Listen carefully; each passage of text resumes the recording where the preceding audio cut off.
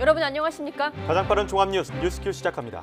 네, 문화예술계 미투 사건 중 하나인 고은 시인의 성추행과 관련된 최영미 시인의 폭로가 신빙성이 있다는 법원의 판단이 나왔습니다. 이 밖에 오늘 굵직한 재판들이 여럿 있었는데 판결 내용 취재기자와 함께 알아보겠습니다. 내일 새벽 4시부터 서울 택시 요금이 오릅니다. 정확히 5년 4개월 만인데요. 인상 배경 합당한지 서울시 관계자에게 물어보겠습니다. 네, 먼저 오늘의 주요 뉴스부터 보시고 눈 예보부터 알아보겠습니다.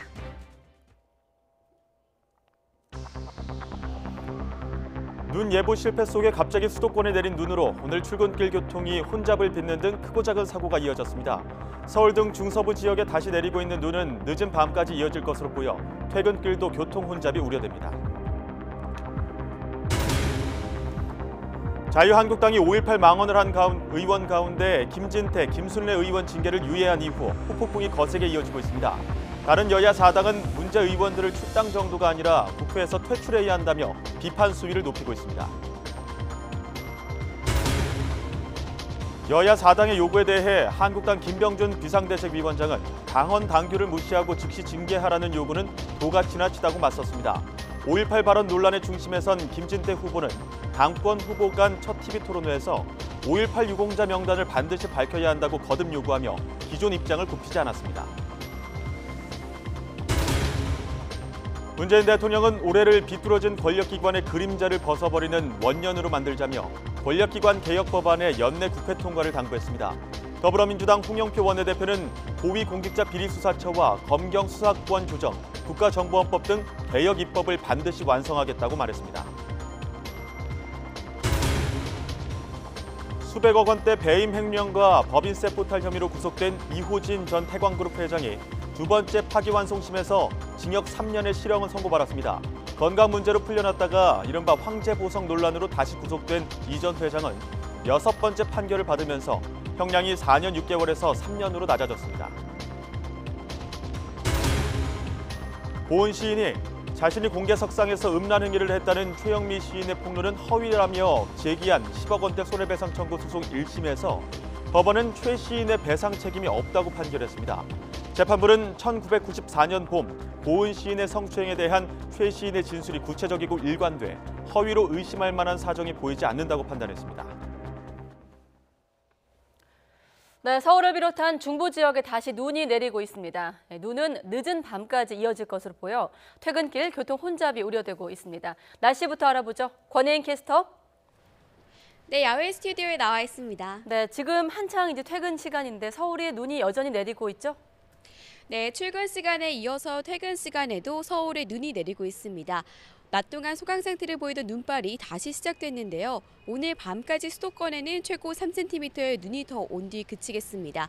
퇴근길은 조금 서두르시고요. 되도록이면 대중교통 이용하시는 게 좋겠습니다. 서해상에서 발달한 눈구름대의 영향으로 서울을 비롯한 수도권과 강원 그리고 충청 지역을 중심으로 눈이 내리고 있습니다. 눈은 늦은 밤까지 이어진 뒤 그치겠는데요. 앞으로 예상되는 눈의 양은 강원 산간에 최고 5cm, 서울을 비롯한 수도권과 영서에 1에서 3cm고요. 충청과 경북 북부 내륙, 제주 산간 지역에는 1cm 안팎의 눈이 예상됩니다.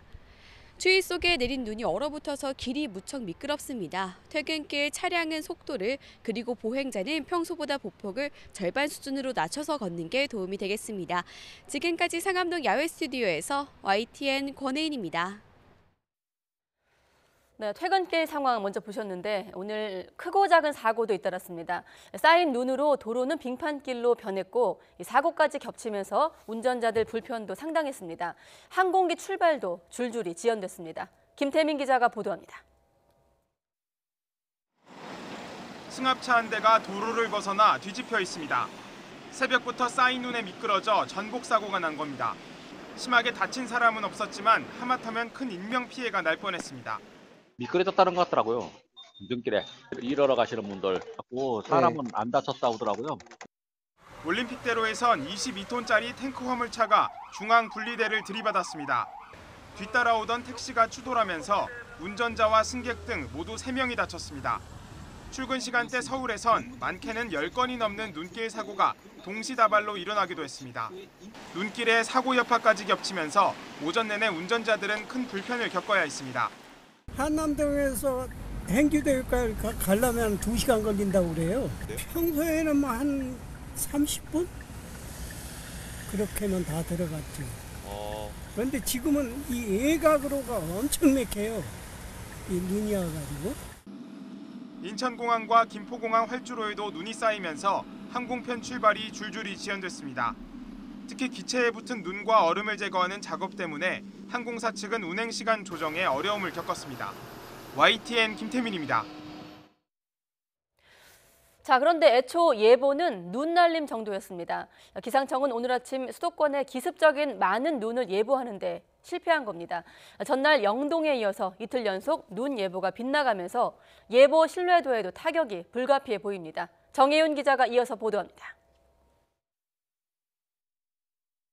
기상청도 수도권에 눈이 내릴 것으로 내다보긴 했습니다. 하지만 적설량을 예측하는데 실패했습니다. 출근길에 눈 날림을 예보했는데 눈 날림이란 눈이 오기는 하지만 쌓이지는 않는다는 겁니다. 수도권 지자체가 제설 작업 적기를 놓친 원인이 됐습니다. 새벽 1시에 기상청은 정보를 통해 눈이 내린다는 내용과 함께 수도권 적설량도 1cm로 수정했습니다. 오전 5시 정식 예보에는 서울에 1cm, 경기 북부에는 1에서 3cm의 눈을 예보했습니다. 하지만 2시간 정도 지나자 적설량을 다시 수정했고 경기 북부에는 대설주의보까지 내려졌습니다. 2시간 뒤의 눈 상황도 제대로 예측하지 못한 겁니다.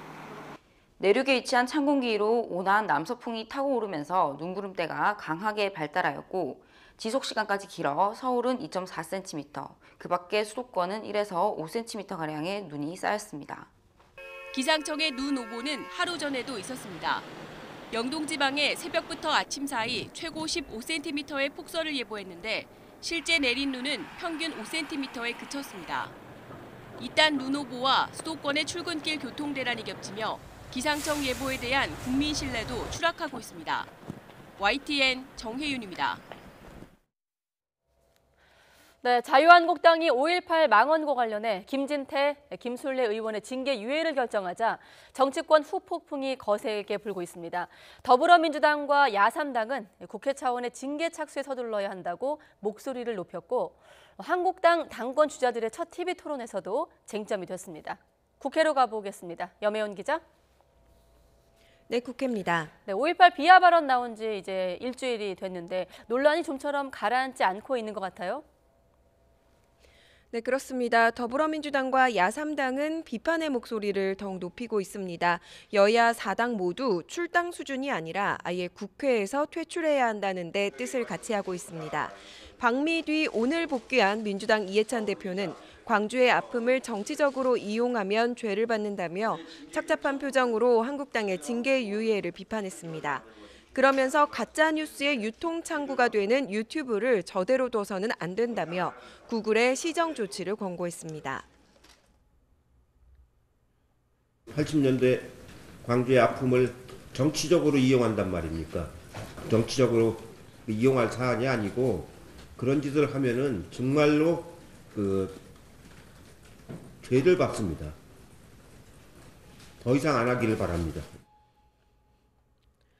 바른미래당 손학규 대표도 한국당이 징계를 제대로 하지 않으면 국회 차원의 제명 추진에 박차를 가해야 한다고 말했습니다. 자유한국당에서 그러겠다는데 어쩌겠습니까? 그러나 국회의원은 우리 국회가 민주주의의 전당인 만큼 민주주의를 이렇게 정면으로 부정하는 국회의원으로 놔둘 수가 없는 겁니다. 하지만 이런 비판에 대해 한국당 김병준 비상대책위원장은 당헌 당규를 무시하고 즉시 징계하라는 여야 4당의 요구는 도가 지나치다고 맞섰습니다. 그러면서 절차를 미룬 것일 뿐 김진태, 김술래 의원이 설령 전당대회에서 당선되더라도 당 윤리위원회는 징계 절차를 독립적이고 공정하게 밟을 것이라고 강조했습니다. 네, 그리고 한국당 당권 주자들 오늘 처음으로 TV 토론회를 가졌는데 이 자리에서도 이 5.18 발언 논란이 화두였습니다. 저마다 후보들의 입장이 갈리더라고요. 네, 그렇습니다. 황교안, 오세훈 후보와 논란의 당사자인 김진태 후보의 입장이 맞섰습니다. 먼저 황교안 후보는 일부 의원의 발언으로 당 전체가 논란에 휩싸이게 된 것에 대해 유감을 표시했습니다. 오세훈 후보는 당 지도부의 초기 대응이 미흡해서 지지율 하락을 자초했다고 비판했습니다. 반면 논란의 중심에 선 김진태 후보는 5.18 유공자 명단을 반드시 밝혀야 한다고 재차 요구하면서 기존 입장을 굽히지 않았습니다. 새 후보의 발언 직접 들어보시죠. 일부 의원들이 세간의 극단적인 주장에 동조하는 것처럼 그렇게 비춰지는 그런 발언을 한 것에 대해서 당 전체가 논란에 휩싸이게 된 점에 대해서는 유감스럽게 생각을 합니다. 당 지도부의 대응에 대해서는 지적을 하지 않을 수가 없습니다. 바로 조치를 취했어야 했는데 처음에 조금 좌고우면하다가 타이밍을 놓쳐서 그러는 사이에 일주일 사이에 지지율이 3.2%나 빠졌습니다. 5.18 유공자 명단을 공개해야 되는 문제가 남습니다. 이것은 그 진정한 5.18 피해를 입으신 분들을 위해서라도 좀 옥석을 가리는 것이 좋겠다. 국민들의 지금 세금이 들어가는 문제이기 때문에 토론회 내내 이 같은 새 후보 간의 신경전이 계속됐는데요. 당내 분열을 초래할 것이라는 우려에 대해 황 후보는 입당 후에 줄곧 통합을 강조했다면서 대표가 되면 다시는 계파 문제가 언급되지 않도록 하겠다고 강조했습니다. 오 후보는 과거 바른정당 경력 등 정체성에 대한 지적에 대해서 개혁 보수, 중도 보수층을 안을 수 있는 후보는 자신밖에 없다고 목소리를 높였습니다. 김 후보는 태극기 부대 편향성과 관련한 비판에 대해 이 시대 보수 우파의 정신은 애국이라고 생각한다며 이들을 제대로 껴안아야 한다고 말했습니다. 지금까지 국회에서 YTN 염혜원입니다. 네, 이렇게 정치권에서도 후폭풍이 거세게 일고 있는데 5.18 민주화운동 관련 망언에 대한 고소고발도 잇따르면서 검찰이 본격적인 수사에 착수했습니다. 검찰은 공청회 당시 발언, 또 사용된 사진 등에 대한 분석을 마치는 대로 관련자들에 대한 조사를 벌일 예정입니다. 권남기 기자가 보도합니다. 지난 8일 5.18 공청회 이후 검찰은 김진태, 이종명, 김술래 의원과 지만원 씨에 대한 고소 고발이 잇따랐습니다. 이 사람들은 강주의 이름으로 엄단을 처해 주길 바랍니다. 5.18 정신을 훼손하는 이런 짓들을 못하게 하는 사례가 되어야 할 거라 생각하고 이에 따라 검찰은 서울중앙지검 형사 1부에 사건을 배당하고 본격적인 수사에 착수했습니다. 검찰은 먼저 고소 고발 대상 4명의 발언 내용을 하나하나 분석 중입니다. 5.18은 북한 특수군 600명이 일으킨 게릴라 전쟁이다. 광주의 영웅들은 이른바 북한군의 부역한 분화기들이다. 정치적으로 이용하는 세력들에 가지고 그냥 폭동이 민주화 운동으로 된 겁니다. 검찰은 우선 이들의 발언과 당시 사용한 사진 등에서 특정 인물을 가리키거나 소수의 특정 집단을 대상으로 한 허위 사실이 있는지 조사하는 것으로 전해졌습니다. 명백한 허위 사실인 경우에도 그 대상의 규모나 성격에 따라 명예훼손죄 적용 여부가 갈리기 때문입니다. 검찰은 기초 조사를 마치는 대로 고소 고발인들에 대한 조사도 진행할 예정입니다. 지만원 씨와 국회의원 3명에 대한 조사는 그 다음이 될 것으로 보입니다. 현역 의원이 조사 대상인 만큼 면책 특권이 적용될지도 논란이 될 전망인데 앞서 대법원에선 직무와 아무런 관련이 없거나 명백하게 거짓임을 알고 있었다면 면책 특권의 대상으로 보기 어렵다고 판단하기도 했습니다. YTN 권남기입니다. 문재인 대통령은 권력기관 관련 법안의 연내 처리를 국회에 촉구했습니다. 오늘 국정원, 검찰, 경찰 개혁 전략회의에서 일제강점기 때 칼찬 순사야말로 국민 위에 군림하고 정권에 봉사하는 권력기관의 전형이라고 지적을 했습니다. 대통령의 말 직접 들어보겠습니다. 국민 위에 군림하고 정권의 이익을 위해 봉사하는 권력기관이야말로 100년 전 선조들이 온몸을 던져 타파하고자 했던 것이었습니다. 칼찬순사라는 말처럼 국민의 생사 여탈권을 쥐고 있던 공포의 대상이었습니다. 올해 우리는 일제시대를 거치며 삐뚤어진 권력기관의 그림자를 완전히 벗어버리는 원년으로 만들어야 할 것입니다. 오늘 무엇보다 강조하고 싶은 것은 개혁의 법제화와 제도화입니다. 국회도 국민의 여망에 응답해 주시길 기대합니다. 국정은 개혁법안, 공수처 신설법안과 수사권 조정법안, 자치경찰법안이 연내에 국회를 통과할 수 있도록 대성적으로 임해 주실 것을 간곡하게 당부드립니다.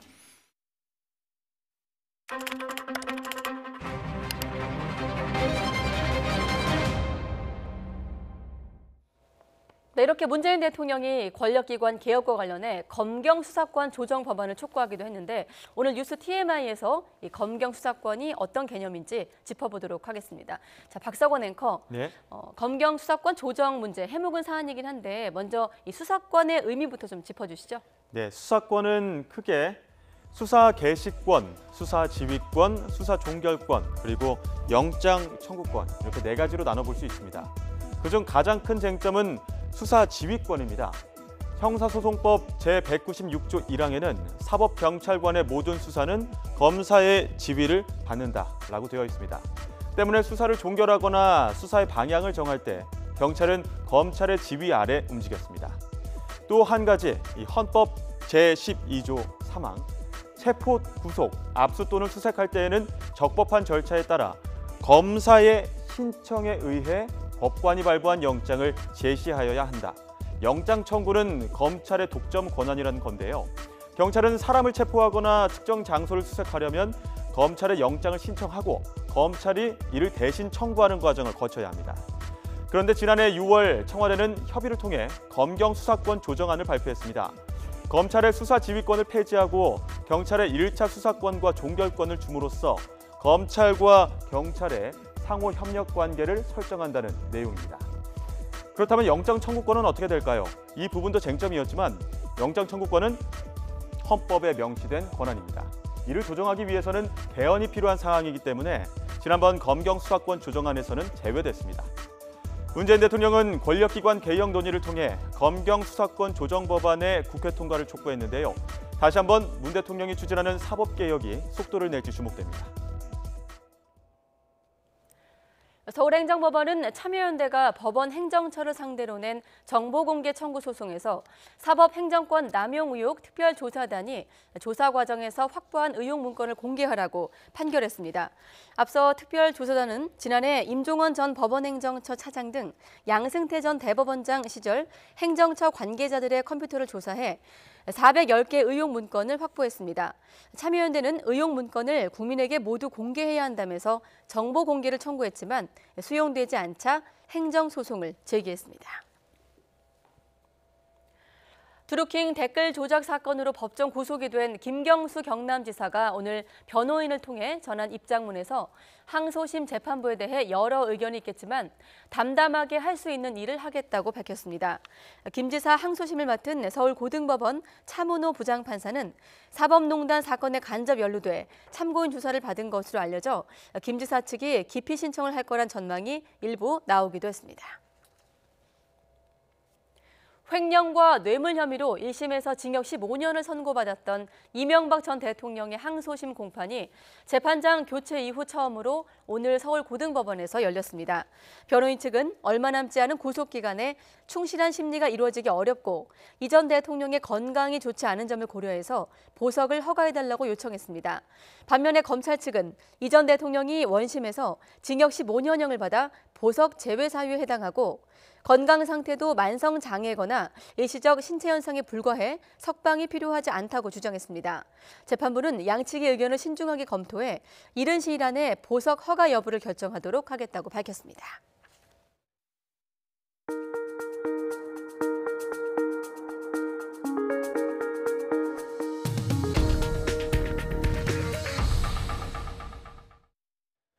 고은 시인이 자신의 성추행 의혹을 제기한 최영미 시인과 언론사를 상대로 소송을 제기했었는데요.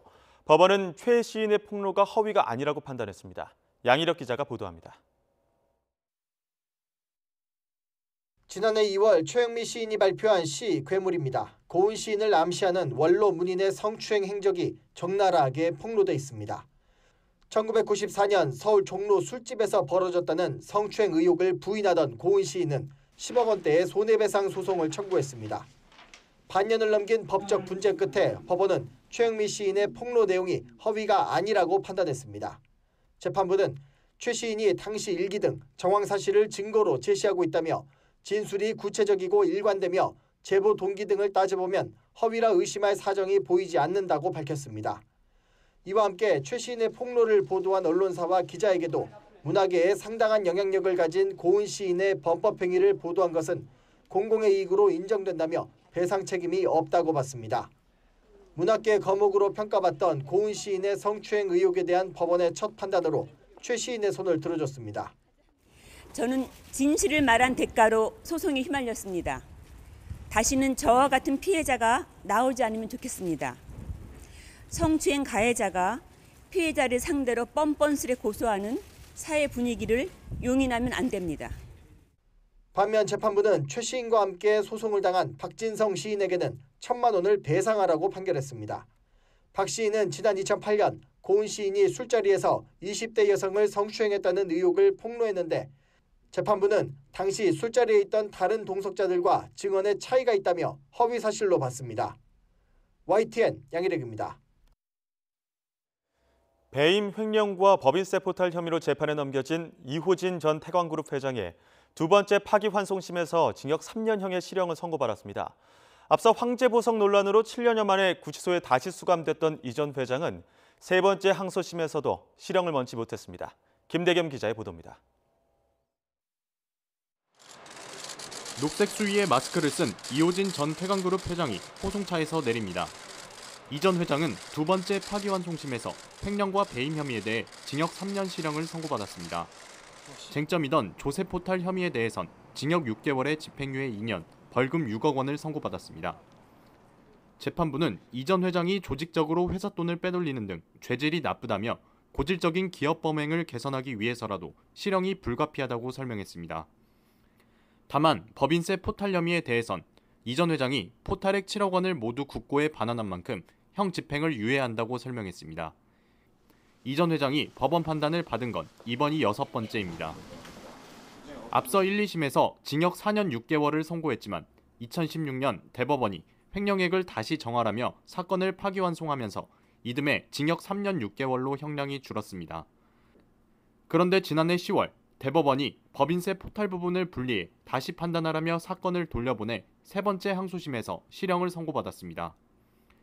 한때 간암 등 건강 문제로 석방됐던 이 전 회장은 이후 술집을 오가는 모습이 포착되면서 황제보석 논란으로 지난해 재수감되기도 했습니다. 이번에 대법원 취지에 따른 판결이 나온 만큼 형이 확정될 경우 이 전 회장은 앞선 구속기간을 제외한 나머지 2년 4개월을 교도소에서 보내게 될 전망입니다. YTN 김대겸입니다. 서울 강남의 유명 클럽 버닝썬을 둘러싼 각종 의혹을 수사하는 경찰이 어제 압수수색에서 확보한 자료 분석에 집중하고 있습니다. 서울지방경찰청은 역삼지구대에서 확보한 CCTV 자료 등을 복원해 김상규 씨가 제기한 영상 조작 의혹을 확인할 방침입니다. 또 클럽 직원과 경찰관 사이에 금전 거래가 있었는지 확인하기 위해 회계 전문 분석팀을 투입해 자금 흐름을 파악할 계획입니다. 아울러 어제 클럽 대표 이모 씨 등 주요 관계자 2명을 한 차례 더 불러 머리카락과 소변을 채취해 국립과학수사연구원에 마약 감정을 의뢰했습니다. 앞서 인터넷에서는 버닝썬에서 촬영된 것으로 추정되는 성범죄 영상이 유포되면서 마약 투약과 유통 의혹이 불거지기도 했습니다. 폼페이오 미 국무장관이 2차 북미 정상회담을 앞두고 김정은 위원장의 비핵화 약속 이행에 대한 검증을 강조했습니다. 또 하노이 정상회담을 위한 준비팀을 이번 주말 파견한다고 밝혔습니다. 워싱턴에서 김희준 특파원이 보도합니다. 폼페이오 미 국무장관은 김정은 위원장이 여러 차례 비핵화 약속을 했다면서 이를 실제 이행하는지 검증해야 한다고 강조했습니다. 폴란드 방문 중 가진 미국 CBS 방송과의 인터뷰에서입니다. 믿지만 검증하라는 옛 소련과의 군축 협상 당시 구호까지 인용했습니다. 이어 결정은 김 위원장에게 달렸다며 비핵화 약속을 이행할 시간이라고 압박했습니다. 폼페이오 장관은 또 다른 회견에서 2차 북미 정상회담의 목표는 가능한 멀리 가는 것이라고 말했습니다. We are aiming to get as far down the road as we can in what's now a couple of weeks. 최종적이고 검증 가능한 북한 비핵화 목표에서 최대한 진전을 이루겠다는 겁니다. 이와 함께 이번 주말 북미 정상회담 준비를 위해 한 팀을 아시아에 보낸다고 전했습니다. 비건 국무부 대북정책특별대표가 북측과 실무 협상에 나설 예정인 가운데 의제와 실무 준비가 동시에 진행될 것으로 보입니다. 한편 강경화 외교부 장관과 폼페이오 장관은 폴란드에서 회담을 갖고 2차 북미 정상회담에 대한 공조 방안을 논의했습니다. 폼페이오 장관은 김 위원장의 비핵화 약속에 대한 검증을 내세우면서 제재 완화의 대가로 좋은 결과를 얻는 것이 목적이라고 밝혔습니다. 좋은 결과를 만한 진전된 비핵화 조치에 나선다면 제재를 풀 수 있음을 거듭 강조한 겁니다. 워싱턴에서 YTN 김희준입니다. 마이크 폼페이오 미 국무장관은 북한과의 비핵화 협상 의제와 관련해 우리는 비핵화뿐 아니라 한반도의 안보 메커니즘, 평화 메커니즘을 창설하는 것에 관해서도 얘기하고 있다고 밝혔습니다. 폼페이오 장관은 미 폭스뉴스와의 인터뷰에서 한국 전쟁을 공식적으로 끝내는 문제가 얼마나 깊게 논의되고 있는지를 묻는 질문에 이같이 답했습니다. 이어 그것에 대해 우리는 많은 얘기를 해왔다며 지난 싱가포르 정상회담 때 논의됐던 모든 요소를 놓고 대화를 계속하기 위해 우리 팀을 하루 이틀 내에 아시아에 다시 파견할 것이라고 말했습니다. 더불어민주당 이해찬 대표는 앞으로 공공외교 차원에서 미국의 중요 인사들과 대화를 많이 해야겠다는 인상을 받았다고 말했습니다. 문희상 국회의장과 여야 대표 자격으로 미국 방문을 마치고 돌아온 이 대표는 최고위원회의에서 낸시 펠로시 하원의장 등과 대화하면서 90년대 방북 경험으로 오늘의 상황을 판단하는 느낌을 많이 받았다며 이같이 밝혔습니다. 다만 2차 북미 정상회담에 대해서는 우려는 하지만 잘 되길 바라는 희망이 상당히 높았다며 한반도 냉전 체제를 종식하려는 이번 회담의 중요성과 의미에 공감하는 분위기였다고 전했습니다. 미 국무부는 금강산 관광 재개와 개성공단 재가동은 완전한 비핵화와 안전보장이사회 제재가 풀려야 가능하다는 입장이라고 미국을 방문 중인 자유한국당 의원 대표단이 전했습니다. 나경원 원내대표를 비롯해 자유한국당 의원들은 워싱턴 DC 인근에서 특파원들과 만나 마크 네퍼 국무부 동아태 부차관보와의 조찬 회동 내용을 전하며 이같이 말했습니다. 방문단은 네퍼 부차관보가 금강산 관광 재개와 개성공단 재가동이 미국의 완전한 비핵화 없이 제재 해제는 없다는 원칙에 포함되느냐는 질문에 대북 제재에 분명히 포함된다고 답했다고 전했습니다. 미 상무부가 자동차 수입이 미국 국가안보를 해친다는 결론을 내린 것으로 전해졌습니다. 트럼프 대통령이 이를 근거로 수입 자동차에 고율의 관세를 부과할 경우 유럽과 일본, 우리나라 자동차 업계가 타격을 받을 수 있는데요. 당장은 쉽지 않을 것이라는 관측입니다. 김영수 기자의 보도입니다. 미 상무부가 자동차 수입이 국가 안보를 해치는 것으로 결론냈으며 오는 17일 백악관에 관련 보고서를 제출할 예정이라고 AFP 통신이 보도했습니다. 트럼프 대통령이 지난해 5월 상무부에 검토를 지시한 지 9개월여 만입니다. 적용 법률은 무역확장법 232조. 미국 대통령은 이를 근거로 수입 제품에 고율의 관세를 부과하거나 수입량을 제한할 수 있습니다. 트럼프 대통령은 지난해 유럽연합과 철강 관세 폭탄을 주고받으며 자동차에 대한 고율의 관세도 경고했습니다. But if they do that, then we put a big tax of 25% on their cars, and believe me, they won't be doing it very long. The European Union has not treated us well.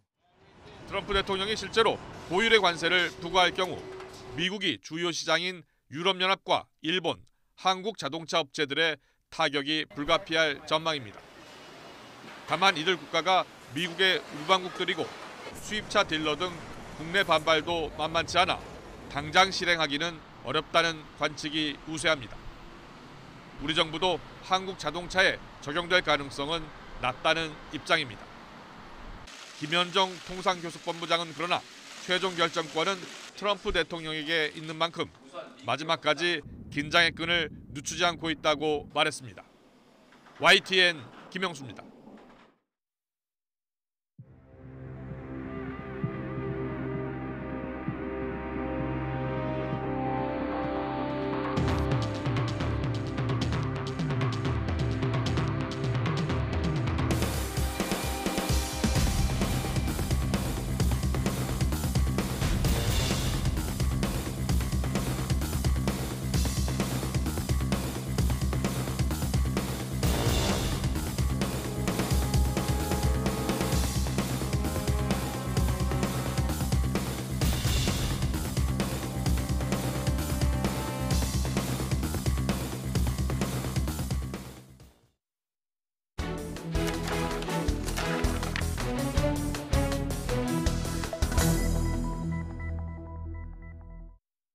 네, 영상으로 살짝 만나보셨는데 올겨울 난방을 했는데도 난방비가 전혀 나오지 않은 아파트가 있습니다. 전체 2,000가구 가운데 900가구가 그렇다고 하는데 자, 난방비는 누가 부담하게 됐던 건지 기획 이슈팀 한동호 기자와 좀 알아보겠습니다. 자, 한동호 기자, 사실 여름엔 에어컨 전기료고 겨울엔 난방비가 사실 서민들, 일반 시민들에게 부담이 되는 건데 자, 일단 문제가 된 아파트, 어느 아파트입니까? 네, 서울 양천구에 있는 신월시형 아파트입니다. 네. 대단지 아파트인데요. 여기가 2,000세대인데 지난해 12월에 900세대가 난방비 0원이 나왔습니다. 거의 절반이네요. 거의 네, 절반. 맞습니다. 그러다 보니까 난방비로는 다른 1,000가구의 주민이 피해를 봤는데요. 이 0가구가 쓴 난방비를 0원이 아닌 세대들이 나눠서 낸 겁니다. 많이 나온 곳은 난방비가 19만 원이 나왔고요. 관리비까지 합치면 관리비 고지서가 40만 원이 나왔습니다. 피해 주민의 말 직접 들어보겠습니다. 네. 너무 이게 난방비가 고르게 안 나오고 이제 쓰는 사람들은 그냥 이렇게 폭탄을 맞고 그러죠. 소득도 없고 이거 이제 아들이 뭐 생활비 조금 주고 난방비 관리비로 다 들어가면 없어요. 뭐 아들이 생활비 조금 준 거에서 난방비, 관리비 내니까 아무것도 없다는 인터뷰를 봤는데 자, 그럼 원인이 좀 어떻게 잡히고 있습니까? 일단은 계량기 문제로 추정이 되고 있는데요. 이 계량기가 10년 전에 설치했습니다. 네. 낡았습니다. 그리고 관리사무소 직원들이 이 외부에 돌아다니면서 이 출입문 벨 누르는 데 밑에 있는 그 검침기를 이제 체크를 하는데요. 그 검침기가 낡은 것으로 이제 추정이 되고 있습니다. 취재진이 저 아파트 한 개동 12층 90여 세대를 전부 돌아봤는데 20여 세대 정도 이 액정이 꺼져 있었습니다. 이 계량기 건전지가 닳았거나 아예 망가진 거죠. 그러면 액정이 꺼져 있다는 거는 그 난방비를 얼마만큼 썼는지가 안 돌아가고 있다는, 계량이 안 되고 있다는 얘기 아닌가요? 네, 맞습니다. 영원히 계속 찍히는 거죠. 낡은 것도 또 이유가 될 수 있을 거고 또 일부 주민 같은 경우는 누군가 고의로 계량기를 조작했을 가능성도 좀 제기하고 있다면서요? 네, 주민들 사이에서 소문이 하나 돌았습니다. 네. 이 계량기 옆에 자석을 붙이게 되면은 걔네 난방을 써도 이 수치가 안 올라간다. 그래서 직접 주민이 실험을 했습니다. 지금 보시는 사진인데요. 난방을 세게 틀었습니다. 네. 그래서 10분 동안 틀었는데 이 방 온도는 1.5도가 올라갔는데 이 난방 계량기의 수치는 전혀 변하지 않았습니다. 이 계량기는 내부에 자석이 있기 때문에 옆에 자석을 붙이면은 이렇게 계량기 수치가 올라가지 않는 겁니다. 그렇군요. 이거 보고 계신 시청자분들도 많이 놀랐을 것 같아요. 자석을 붙이면 계량기가 멈춘다. 자, 그럼 조작이 가능하다는 얘기인데 그럼 바꿔야 되는 거 아닙니까? 네, 맞습니다. 그래서 2012년 이후에 나온 계량기들은 대부분 이렇게 자석을 붙여도 이 계량기 수치가 이게 조작이 불가능합니다. 2015년이요? 2012년입니다. 2년. 네. 하지만 그 전에 설치된 계량기들은 대부분 이렇게 자석을 붙이면 조작이 가능한데요. 사실 우리 오래된 아파트가 문제인데 이걸 바꾸려면 주민 동의를 받아야 됩니다. 근데 이 아파트는 2,000세대입니다. 다세대이기 때문에 네. 전체 비용이 9억 원 정도 들 것으로 추정이 되고 있습니다. 그래서 이 비용 때문에 아직까지 바꾸지 못하고 있습니다. 네, 뭐 자세히는 더 취재를 해봐야겠지만 2012년을 기준으로 그 전에 만들어진 아파트가 더 많을 것 같긴 한데 뭐 추후 조사를 해봐야겠습니다만은 상당한 아파트에서 좀 들여다봐야 될 문제가 아닌가 이런 생각이 드는데 자, 못 바꾼다면 그럼 관리사무소 차원에서라도 다른 좀 방안, 대책이 나와야 하는 거 아닌가요? 네, 맞습니다. 관리사무소가 사실 맨 처음부터 이 검침을 제대로 했더라면은 이런 일은 없었을 텐데 네. 관리사무소로 사정이 있었습니다. 관리사무소 말 들어보겠습니다. 요새 직원이 턱없이 부족해요. 목동 같은 지역 남아있는데 이 세대에 비해서는 한 7, 8명이 부족해, 직원이. 타이트하게 운영하니까 고정라도 갈 수가 없어. 왜냐면 그 민원 처리해줘야지, 또 배터리 교체해줘야지, 사람이 없어. 그래서 요금 부과 방식을 바꾸는 방법을 몇 해 전에 택했었는데요. 네. 실제로 난방비 0원이 나왔었는데 0원이 나왔었는데 이 세대에 대해서 과거 3개월 난방치를 평균 내서 관리사무소에서 임의로 부과를 했습니다. 하지만 당시 해당 주민들이 엄청나게 반발을 했습니다. 난 실제로 난방을 쓰질 않았는데 그래서 0원이 나온 건데 왜 부과를 하느냐. 그래서 실제 부과한 난방비를 나중에 다시 돌려주는 경우도 있었습니다. 또 실제로 난방을 안 쓴 가구를 걸러내는 작업도 또 중요하네요. 자, 사실 난방비 0원 문제가 불거진 건 이번은 처음이 아닌 것 같은데 과거에도 서울 다른 지역이잖아요. 배우 김부선 씨도 이런 문제를 제기해서 이른바 난방 열사로 또 부각되기도 했고 이런데 자, 대책이 없는 상황입니까? 사실 정부에서는 이게 아파트가 사유재산이기 때문에 이 개인의 뭐 정부가 예산을 들여서 이런 것들을 이렇게 좀 지원하는 것은 좀 논란이 있을 수가 있습니다. 사실 아파트에서 입주자 대표 회의들이 이제 이 계량기를 다 신형으로 바꿔서 이런 것들을 모두 차단하는 게 필요한데요. 사실 저희가 이제 취재를 간 후에 이튿날에도 이 아파트에서는 이제 아파트 계량기, 난방 계량기가 많이 문제가 있었는데 이 난방 그 건전지 교체 작업이 들어갔었고요. 구청에서도 조치할 부분이 있는지 지금 검토하고 있습니다. 네, 많게는 뭐 몇십만 원 차이 나는 일이기 때문에 뭐 구청에서건 당국에서건 좀 조치를 취해야 되지 않을까 이런 생각이 듭니다. 네, 기획 이슈팀 한동호 기자였습니다.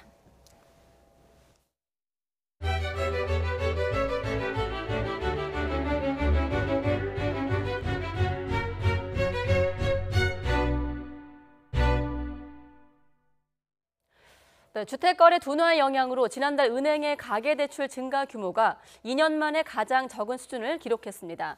한국은행이 발표한 금융시장 동향 자료를 보면 지난달 말 기준 은행의 가계대출은 828조 7천억 원으로 한 달 전보다 1조 1천억 원 증가했습니다. 이 같은 증가폭은 지난 2017년 1월 이후 가장 적은 수준입니다. 또 겨울철 이사 비수기까지 겹치면서 주택담보대출은 지난해 2월 이후 최소인 2조 6천억 원 증가하는 데 그쳤습니다.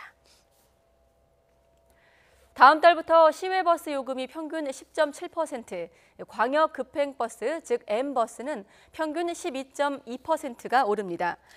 시외버스 가격 인상은 지난 2013년 이후 6년 만이며 M버스는 2015년 이후 4년 만입니다.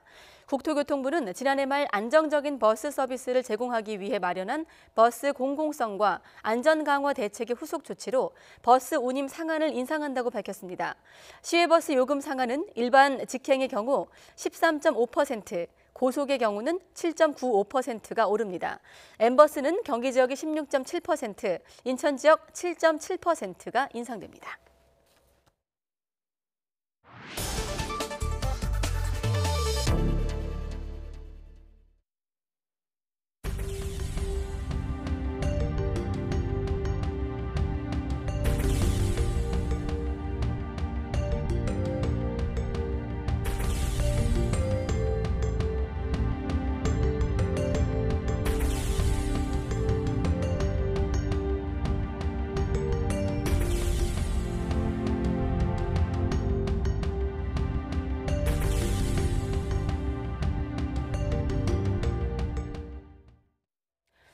네, 서울시 택시요금이 내일 새벽 4시부터 오릅니다. 2013년 이후 첫 요금 인상인데 지우선 서울시 택시 물류과장 연결해서 택시 요금 인상과 관련된 얘기 좀 나눠보도록 하겠습니다. 네, 안녕하십니까? 예, 안녕하세요. 예. 네, 2013년 이후 이제 5년 4개월 만에 서울 택시요금이 오르는 건데 그때는 2,400원에서 3,000원, 600원 올랐는데 이번에는 800원이 오르는 건가요? 기본 요금 기준으로? 네, 맞습니다. 네. 기본 요금이 주간에 3,000원에서 3,800원으로 인상하고요. 네. 거리 요금도 100원당 142m에서 142m에서 132m로 10m가 줄어들고요. 네. 시간 요금은 100원당 35초에서 31초로 4초가 이렇게 줄어들게 돼 있습니다. 그리고 네. 심야 요금은 20% 할증이 붙어서 현재 기본 요금은 3,600원에서 4,600원으로 인상하게 되어 있습니다. 네. 이러한 인상에 따라서 시민이 부담하게 되는 것은 일반 택시는 18.6%, 대형이나 모범 택시 같은 경우는 13.9% 정도가 부담이 좀 증가하게 되었습니다. 네, 18%면 상당히 좀 소비자 입장에서 택시 이용객 입장에서는 좀 부담스러운 금액이긴 한데 왜 오르게 됐는지 좀 배경도 좀 설명해 주시죠. 아, 예. 15년부터 국토부 훈령에 따라서 2년마다 택시 운송 원가를 분석하게 돼 있습니다. 저희가 18년 운송 원가를 분석해 보니까 16년에 대비해서 LPG 가격, 최저임금, 또 물가 등이 이렇게 인상이 돼서 요금 인상 요인이 있는 것으로 파악이 되었고요. 예. 특히 운수 종사자 처우가 상당히 지금 열악한 상태입니다. 이러한 상태에서는 양질의 서비스 개선을 기대하기가 좀 어려움이 있어서 이분들의 처우를 좀 개선하기 위해서 13년 요금 조정 이후에 5년여 만에 부득이하게 인상하게 된 것입니다. 네, 2013년에 이제 인상하고 5년 4개월 만에 인상을 하게 됐는데 최저임금 문제라든지 또 운수 종사자들의 처우 개선 때문에 이제 올리게 됐다 이렇게 설명을 들었습니다. 그런데 네. 앞서 좀 설명을 해주셨는데 요금표를 보면 거리가 길어질수록 인상률이 좀 낮아지는 것 같아요. 그러니까 한마디로 네. 말하면 단거리 승객들의 부담이 좀 커지는 거 아니냐 이런 지적이 있는데. 아, 예, 네. 예. 그 택시 이용하실 때 그 최소한의 비용을 기본 요금으로 일단 책정을 하고 기본 요금보다 요금이 그 올라가는 그 요금 체계다 보니까 네. 구조적으로 단거리 이용 승객이 부담이 높을 수밖에 없는 상태고요. 특히 또 과거부터 우리 시는 그 단거리 승차 거부를 좀 방지하고 네. 장거리를 좀 선호하는 현상을 완화하기 위해서요. 요금 인상 시에 기본 요금을 중심으로 인상해 왔고요. 이번에도 이런 기조를 유지해서 기본 요금 중심으로 요금을 조정하게 된 것입니다. 아, 그렇군요. 앞서 네. 과장님께서 이제 그 요금이 올라가게 된 배경 중에 하나가 이 서비스 질 개선도 있다고 말씀하셨는데 그러면 이렇게 택시 요금 올라가면 서비스 질도 좀 바뀌어야 되는 거 아니냐 이런 승객들 있으실 겁니다.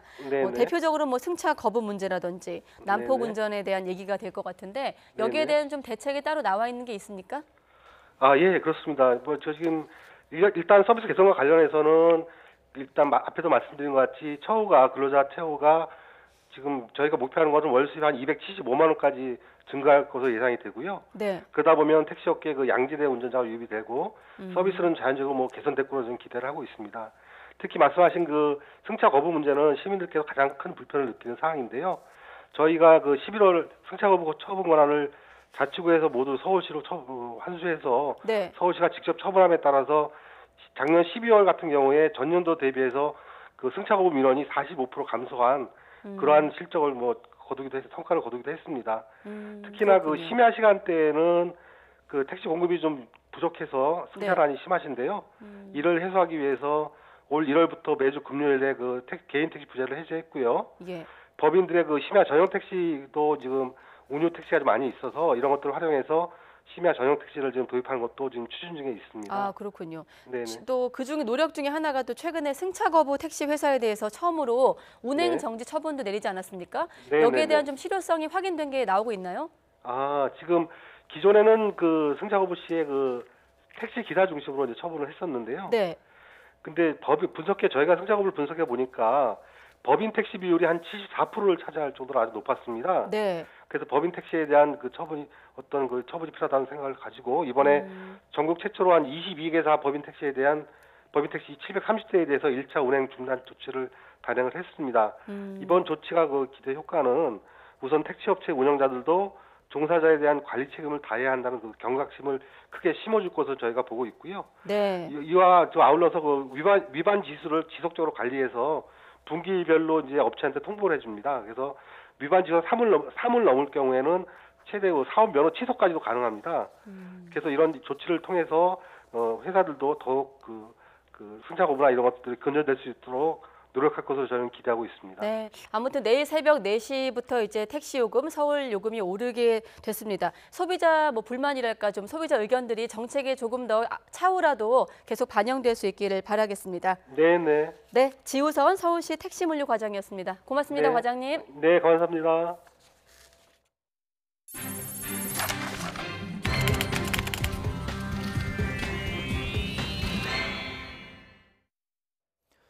정부와 민간이 공동을 미세먼지 대책을 추진하게 될 미세먼지 특별대책위원회가 오늘 출범했습니다. 미세먼지 특별대책위원회는 오늘부터 발효되는 미세먼지 특별법에 따라 설치된 민간 합동기구로 정부에서 이낙연 국무총리를 비롯한 관계부처 장관 등 18명과 민간 위원으로 위촉된 18명으로 구성됐습니다. 오늘 회의에서는 미세먼지 감축 대책의 실효성을 높이기 위해서 연차별 미세먼지 평균 농도치와 감축량을 설정하고 국내 배출원에 대한 집중 관리와 한중 간의 협력이 강화돼야 한다는 데 의견을 모았습니다. 프랑스 학교들의 학생들에 대한 각종 서식에서 엄마와 아빠라는 단어가 부모 1과 부모 2로 대체될 것으로 보입니다. 프랑스는 2013년 동성 결혼을 합법화하면서 동성애자들의 결혼과 자녀 입양을 허용했으며 그 후속 조치로 이 같은 움직임이 일고 있습니다. 영국 텔레그래프 등에 따르면 프랑스 하원은 지난 12일 밤 학교에 대한 신뢰를 높인다며 학교 서식에서 아빠와 엄마라는 단어를 쓰지 말도록 하는 관련법 수정안을 통과시켰습니다. 이 수정안은 상원 표결을 앞두고 있는데 우파가 다수인 상원에서 통과되지 않을 수도 있습니다.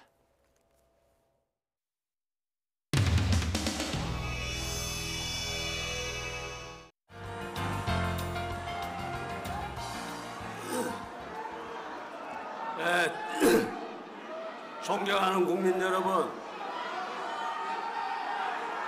호남아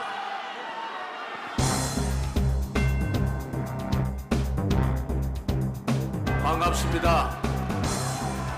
여러분, 비상대책위원장 김병준입니다.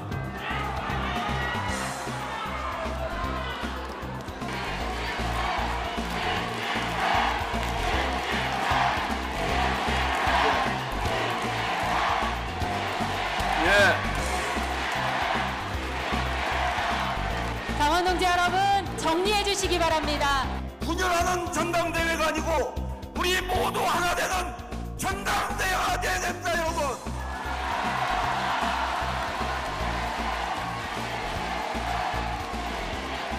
네, 감사합니다.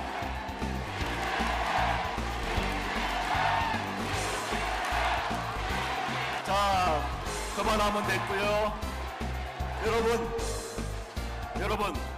우리 후보 누구누구가 아니고 한국당을 한번 외쳐봅시다. 한국당! 한국당! 한국당! 예, 바로 이거죠. 네, 그만하세요. 네, 당원 동지 여러분, 자리를 정돈해 주시기 바랍니다.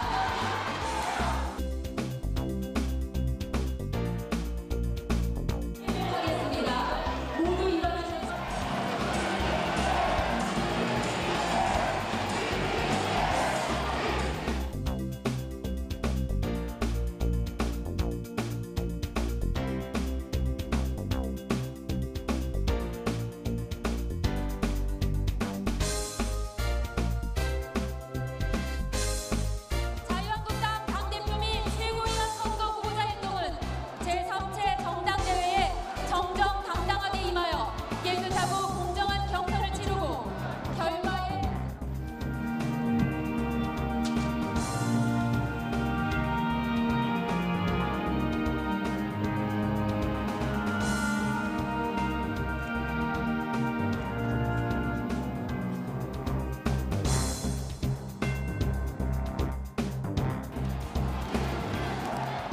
공명선거 선서문은 후보자를 대신해서 사회자가 낭독하겠습니다.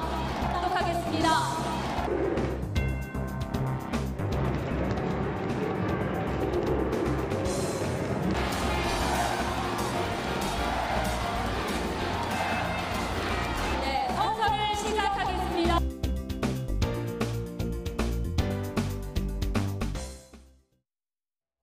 네, 5.18 광주 민주화운동 그리고 세월호를 다룬 연극이 무대에 오릅니다. 남산예술센터 우연극장장 만나보겠습니다. 7시에 뵙겠습니다.